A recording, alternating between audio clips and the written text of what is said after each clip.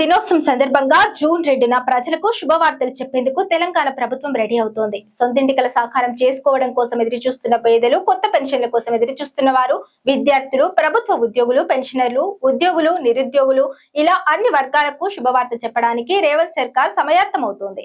ఆ రోజే ఇందిరమ్మ జీవిత బీమా పథకం అనే నూతన స్కీమ్ సైతం ప్రారంభం కానుంది. తెలంగాణ ఆవిర్భావ దినోత్సవం సందర్భంగా జూన్ 2న రాష్ట్ర ప్రజలకు శుభవార్తలు చెప్పేందుకు రేవంత్ సర్కార్ సన్నద్ధమవుతోంది. 2.5 ఏళ్ల పాలనను పూర్తి చేసుకుంటున్న కాంగ్రెస్ ప్రభుత్వం రెండో విడత సంక్షేమ పథకాలను అమలు చేసేందుకు కసరత్తు చేస్తోంది. ఎన్నికల ముందు ప్రకటించిన 6 గ్యారంటీల్లో ఇప్పటి వరకు అమలు చేయలేకపోయిన హామీలను అమలు చేయడంతో పాటు మరింత మందికి సంక్షేమ పథకాలు అందించడం కోసం కొత్త అప్లికేషన్లను స్వీకరించనుందని తెలుస్తోంది.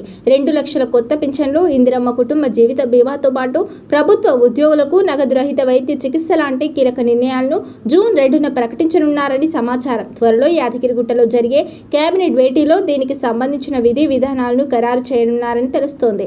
రాష్ట్రంలోని ప్రతి కుటుంబానికి 5 లక్షల జీవిత బీమా కల్పించే ఉద్దేశంతో తెలంగాణ సర్కార్ ఇందిరమ్మ జీవిత బీమా పథకానికి రూపకల్పన చేసిన సంగతి తెలిసిందే.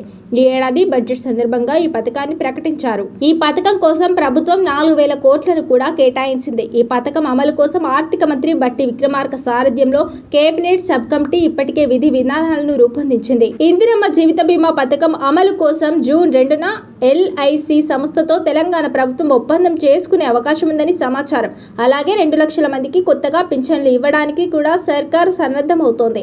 అయితే పింఛన్ల ద్వారా అందించే నగదు మొత్తాన్ని పెంచుతారా లేదా అనే విషయంలో క్లారిటీ రావాల్సి ఉంది. ఇందిరమ్మ ఇండ్లు పథకంలో భాగంగా పేదలకు ఇంటి నిర్మాణానికి తెలంగాణ ప్రభుత్వం 5 లక్షల ఆర్థిక సాయం చేస్తున్న సంగతి తెలిసిందే.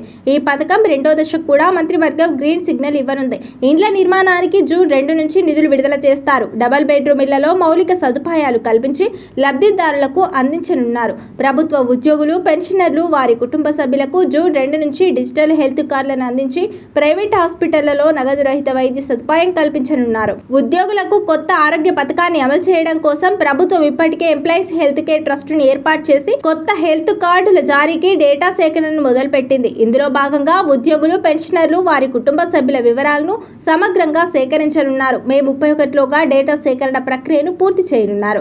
అలాగే వచ్చే విద్యా సంవత్సరం నుంచి ప్రభుత్వ ఇంటర్ కాలేజీల్లోనూ మధ్యాహ్న భోజనం పథకాన్ని అమలు చేయనున్నారు. క్రమంగా ఇంటర్ విద్యార్థులకు అల్పాహారం కూడా అందిస్తారు. వచ్చే విద్యా సంవత్సరం నుంచి ప్రతి నియోజకవర్గంలోనూ ఒక మోడల్ స్కూల్ ప్రారంభించడానికి తెలంగాణ సర్కార్ తీవ్రంగా కృషి చేస్తోంది.